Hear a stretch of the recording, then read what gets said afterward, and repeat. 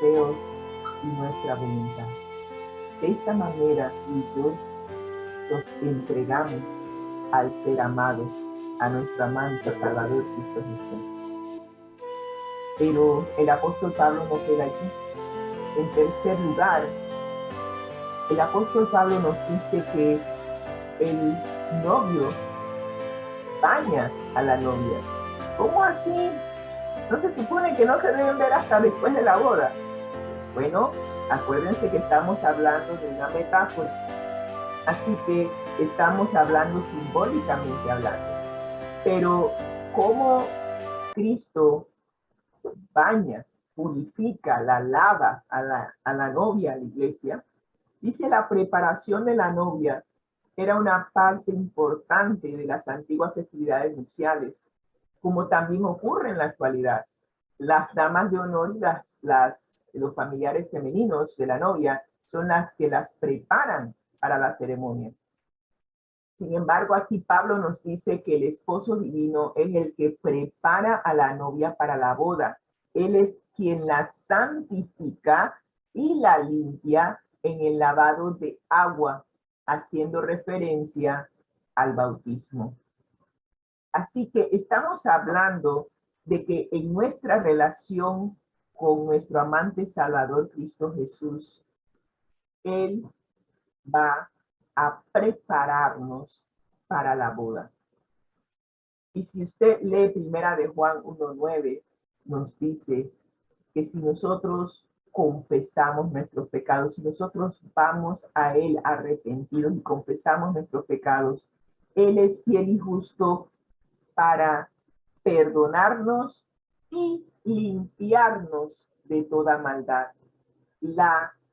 El pecado nos ensucia, así como estaba ese bebé tirado en la calle sucio. El pecado nos ensució y el Señor tiene que limpiarnos. ¿Y cómo lo hace? Perdonándonos y poniendo sobre nosotros su manto de justicia. No hay manera que tú y yo nos podamos limpiar. Estamos incapacitados para limpiarnos y mantenernos limpios. Yo me considero que estamos en la condición de los cerditos. Usted puede bañar un cerdito todos los días, a cada minuto del día. Y cuando usted va a ver, vuelve y se ensucia. Nosotros estamos igual. Nosotros decimos, más nunca voy a hacer esto, y es lo primero que hacemos. Nos volvemos a ensuciar tan rápido, tan pronto como Jesús nos limpia, ya nos volvimos a ensuciar. Y es necesario que para evitar el ensuciarnos cada vez que Él nos limpia, que nosotros mantengamos una relación cada minuto, cada segundo de la vida. Y usted dirá, ¿cómo se hace eso? Es simplemente mantener a Cristo en nuestra mente.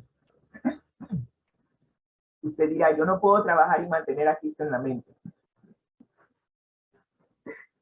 Yo sé que parece imposible, pero acuérdense que lo primero que dije al iniciar esta transmisión es que Dios es el Dios de los imposibles.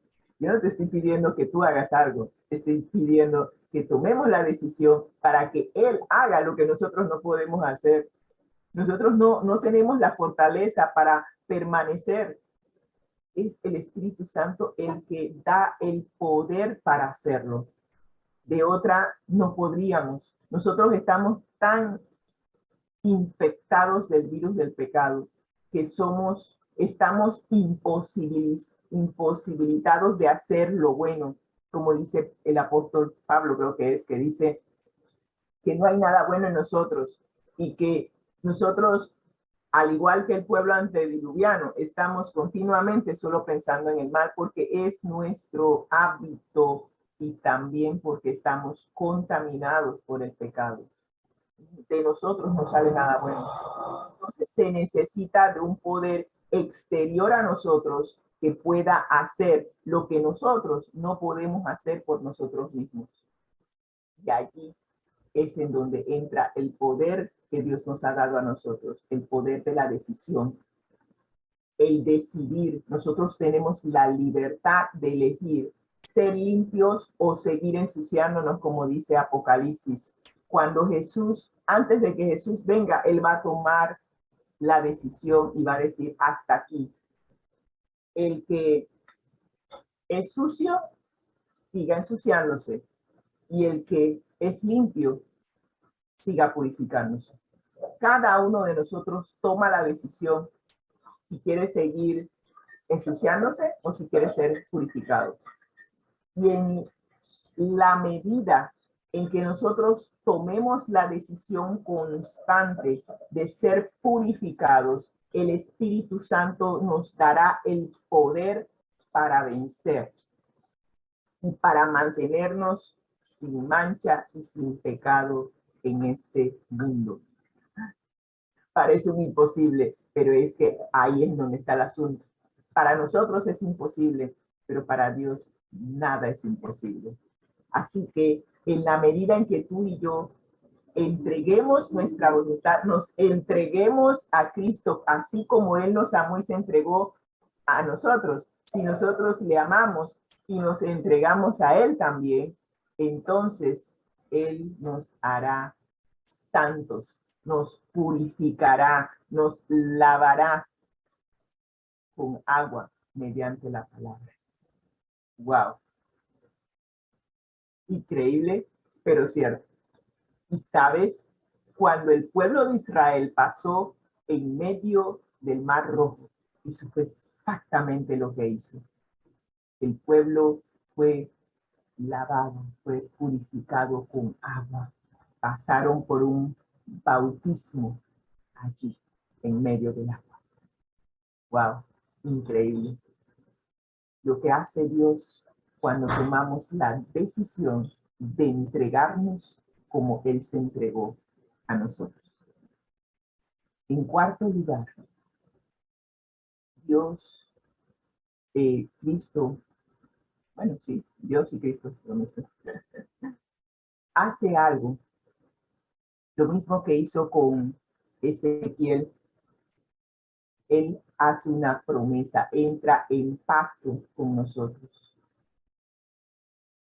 y nos limpia por su palabra. La palabra de Dios nos hace una higiene mental muy necesaria en estos días. Solamente estudiando la palabra de Dios, nosotros podemos ser purificados en nuestra manera de pensar. Es la única forma de ser puros en este mundo corrupto. Permitamos que la palabra de Dios transforme nuestra manera de pensar. Y nos dice, esta limpieza se realiza por la palabra, que señala a la palabra de la promesa que el esposo divino dirige a su esposa.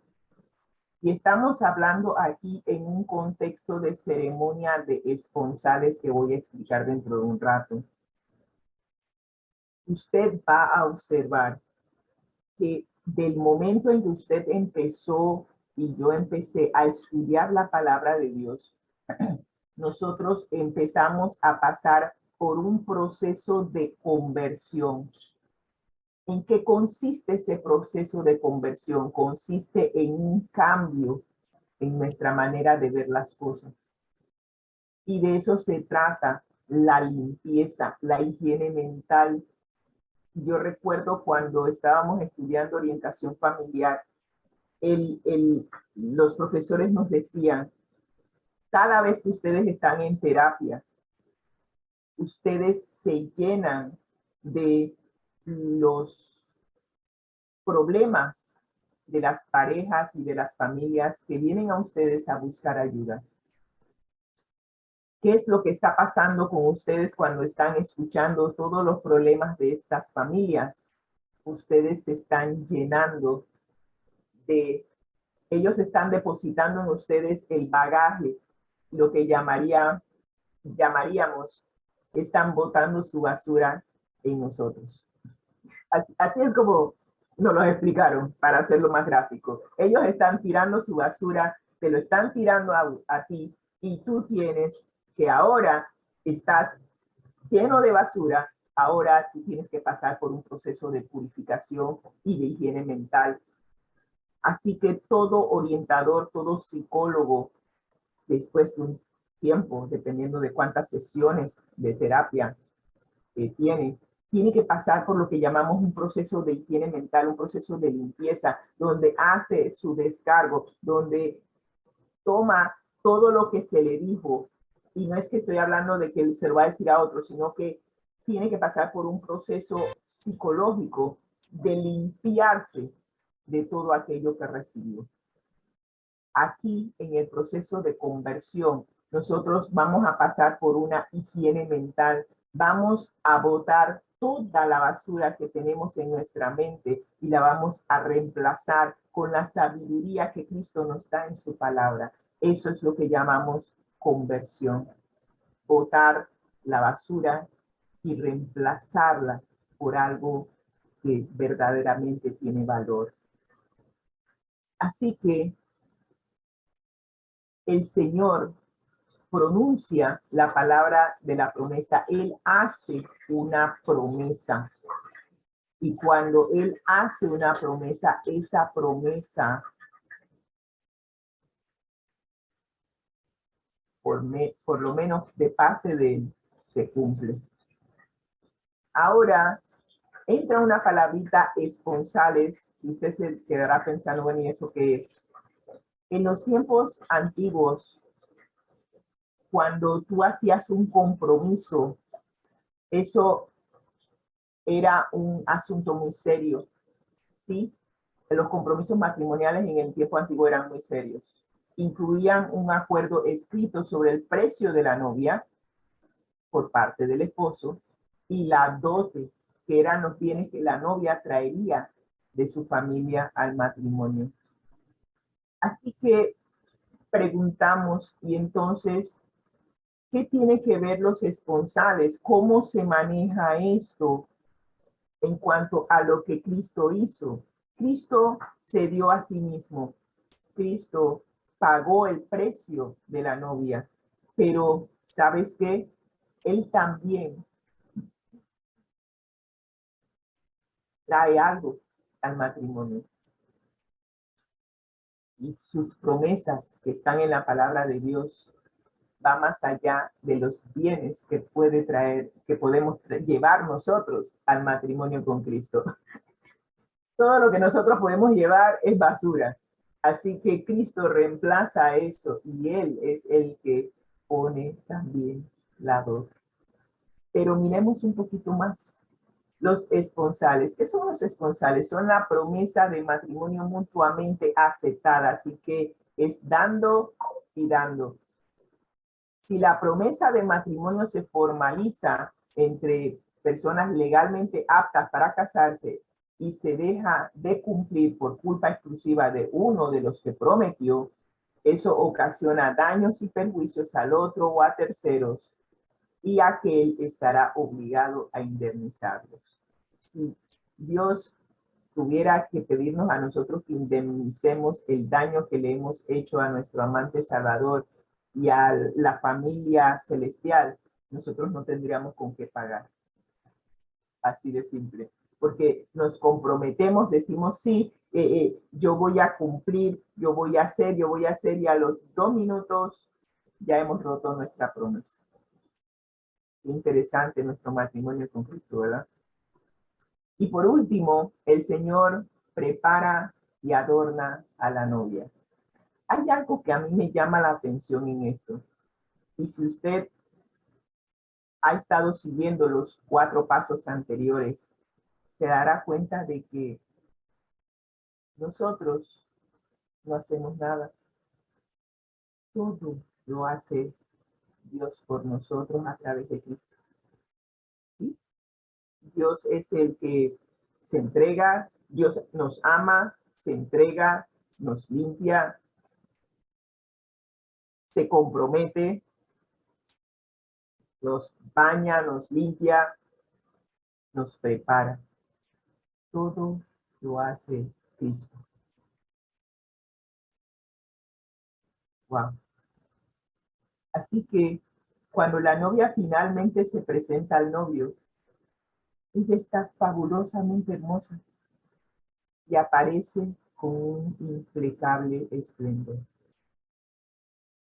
Eso es lo que nos dice Efesios 5:27, que todo lo que ha hecho Cristo es para prepararnos para que cuando Él regrese por segunda vez, no tengamos ni mancha, ni arruga, ni cosas semejantes. Estaremos santos y puros, tal como Él es santo y puro.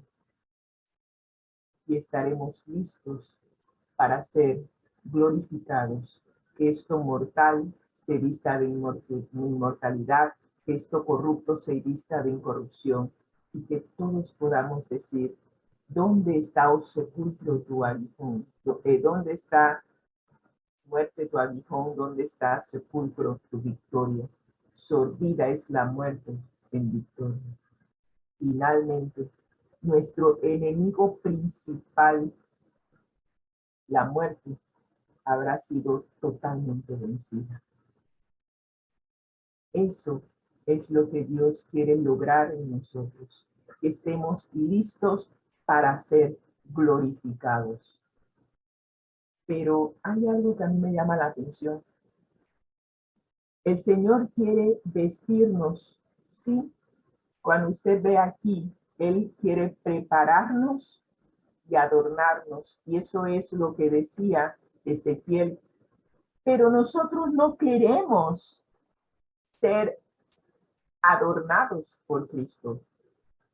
Nosotros queremos llevar nuestros propios vestidos, al igual que como dice Isaías 4:1. Nosotros solamente queremos tener el nombre de cristiano, ¿ok? Nosotros comeremos nuestro propio pan, ¿sí? En vez de ser purificados por la palabra, nosotros nos purificamos, bueno, pensamos que somos sumamente sabios con todos los conceptos que hay en el mundo, todo lo que las personas a nuestro alrededor, los grandes sabios en las universidades tienen que enseñarnos. Pretendemos adoptar un estilo de vida conforme a la sabiduría del mundo y no conforme a la sabiduría de Dios. Así que por ende, le decimos a Dios, sabes, tu palabra ha caducado, la sabiduría la adquiero en la universidad, yo comeré mi propio pan, en vez de ser la palabra de Dios, es mi propio pan. Y yo me voy a vestir con mis propias ropas, no necesito tu manto de justicia, no necesito que tú me purifiques, yo me voy a purificar yo misma. Solamente permíteme llevar tu nombre para que no se diga que, yo no quiero que me llamen cristiana, cristiano, ya, pero no quiero más nada de ti. Eso es lo que le decimos a Dios. Así que, ¿qué es lo que nos está diciendo la palabra? Que en vez de ataviarnos externamente con perlas, oro, vestidos costosos, peinados ostentosos, en donde queremos llamar la atención, el Señor quiere vestirnos con ropa decorosa, con pudor y con modestia. Quiere vestirnos con su manto de justicia. Quiere vestirnos con su carácter, que es santo.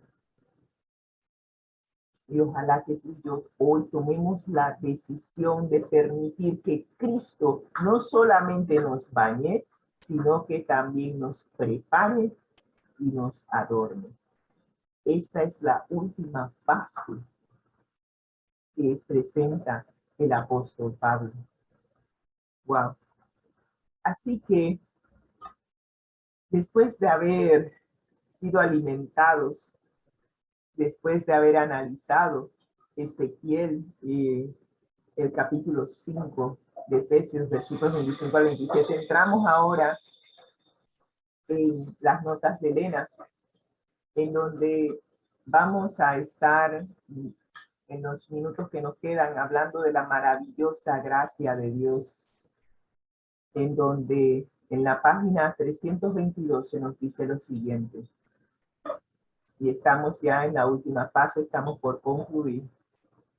Nos dice la hermana White, en su oración intercesora en favor de sus discípulos, hablando de Jesús, Jesús declaró la gloria, hablando del carácter de Dios, que me diste, yo les he dado para que sean uno, así como nosotros somos uno. ¿Cuál ha sido el deseo de Dios? Que nosotros nos entreguemos por completo a Él. Porque cuando tú lees Génesis capítulo 1, versículo 26, en donde el Señor, versículo 27, perdón, Génesis 1, 27, donde nos dice, y creó Dios al hombre a su imagen, a imagen de Dios los creó, varón y hembra los creó. Dios nos creó para que reflejáramos su imagen. Pero hay algo que Él nos dijo, y estoy tratando de encontrarlo, en donde nos dice, por tanto, el hombre dejará a su padre y a su madre y se unirá a su mujer, y los dos serán una sola carne. ¿Sí? Los dos, creo que está en el capítulo 2, aquí está, capítulo 2, versículo 24.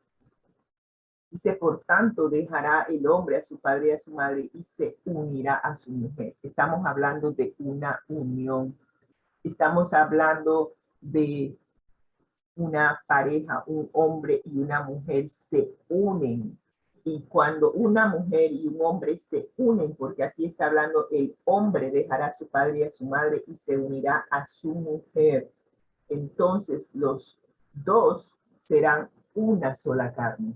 Eso que el Señor nos presenta en el capítulo 2, versículo 24 de Génesis, es lo mismo que el Señor Jesús está presentando en Juan capítulo 17, 22 al 23. ¿Cuál es el deseo de Jesús? Que tú y yo lleguemos a ser uno, como Él y el Padre son uno.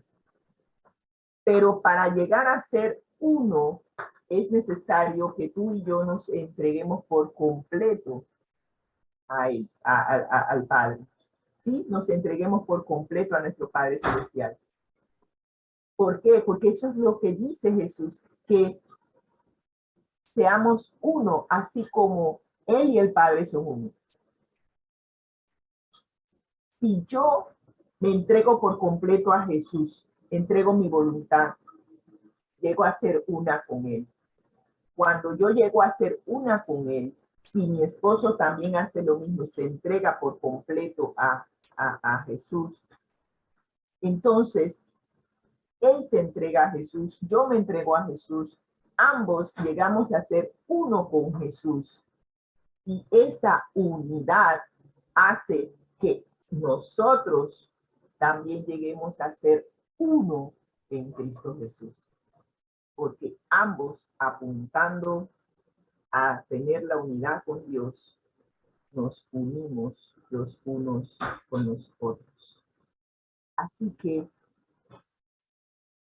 nos dice Jesús que esta es su oración, es su deseo para nosotros, que Él pueda vivir en nosotros.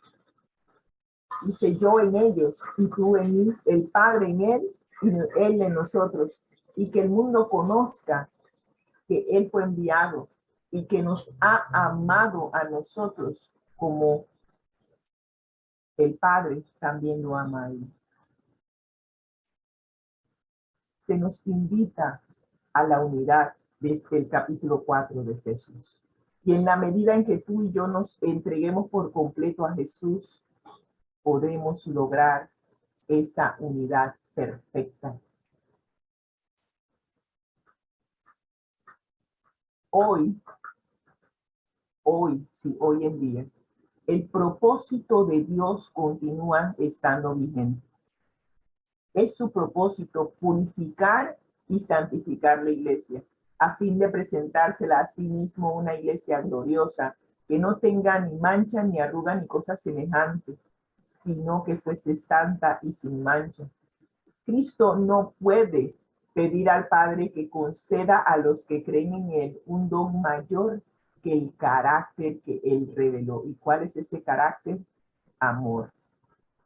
Si tú y yo nos entregamos por amor, lograremos la unidad con Cristo y entre nosotros. Y a la vez, el carácter y la imagen, que fue lo que leí en Génesis 1:27, que dice que Dios nos creó a su imagen. Esa imagen ha sido desfigurada por el pecado. Así que la labor del Espíritu Santo es restaurar la imagen de Dios que perdimos. Y dentro de ese contexto de la imagen está el carácter de Dios, que es amor. También hemos perdido lo que significa realmente amor. Decimos que amamos a nuestras mascotas, amamos disfrutes terrenales, amamos de todo. Hemos trivializado la palabra amor, pero cuando lo ves en el contexto de cómo Dios lo pone, en donde el amor es darse a uno mismo, entonces ya el significado de la palabra amor cambia. Y en la medida en que tú y yo nos entreguemos a Dios, entreguemos nuestra voluntad a Dios, nosotros como pareja llegaremos a amarnos como Cristo nos amó y se entregó a sí mismo por nosotros. Muy interesante. Qué reto. Pero recuerden, tú y yo no podemos hacer eso.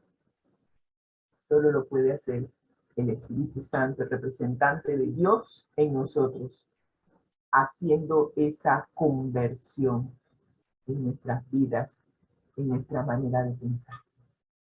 Y terminamos diciendo, que podamos apreciar más plenamente el honor que Cristo nos confiere. Al cargar su yugo y aprender de él, llegamos a ser como él en aspiraciones, en unidad, en mansedumbre, en fragancia de carácter. Entre más tiempo paso yo con Jesús todo el día, y no me estoy refiriendo a que yo me paso todo el día aquí sentada estudiando la palabra, aunque sí paso gran parte de ella haciéndolo, pero hay que salir a trabajar, hay que estudiar, hay que hacer muchas otras cosas, pero nunca sacar a Cristo de nuestra mente. Cada vez que vamos a hacer algo, Señor, dirígeme. Cuando enfrento una situación, Señor, dime qué hacer. Cuando tengo problemas de salud, Señor, aquí estoy. Dirígeme, dime cómo solucionar esto. A cada paso del día se me van a presentar situaciones en donde me van a recordar que Jesús está conmigo y que nunca me va a abandonar. Y de esa manera caminamos con Jesús en amor, en unidad, como hijos de luz, como todo lo que hemos visto hasta ahora en la epístola a los Efesios. Y ojalá que tú y yo hoy podamos tomar la sencilla decisión de simplemente conocer a Jesús. Y cuando lo lleguemos a conocer, sabremos que Él nos ama con amor eterno. Y cuando seas tocado por el amor de Dios, tu respuesta espero que sea la de amarlo y de entregarte por completo. Si deseas pasar por esa experiencia, esa transformación, te invito a orar. Gracias, Señor, por darnos la oportunidad de conocerte. Gracias por darnos la oportunidad de entregarnos. Gracias por amarnos con amor eterno. Y en respuesta a ese amor queremos hacer una entrega total de nuestras vidas. Que cada uno de nosotros pueda llegar a ser receptores, vasijas que recibamos el amor de Dios y que en respuesta al haber recibido ese amor de Dios podamos compartir ese mismo amor con todos los que nos rodean, en especial con nuestros cónyuges, nuestros hijos, nuestra familia. Y tu amor se vea reflejado en todo lo que hagamos, todo lo que digamos y en todo lo que pensemos. Esto es todo un reto, pero sabemos que todo lo podemos en Cristo que nos fortalece. Y en el nombre de Cristo Jesús te pedimos. Amén. Amén.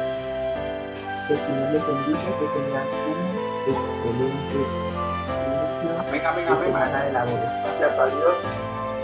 También le damos gracias a Rosalía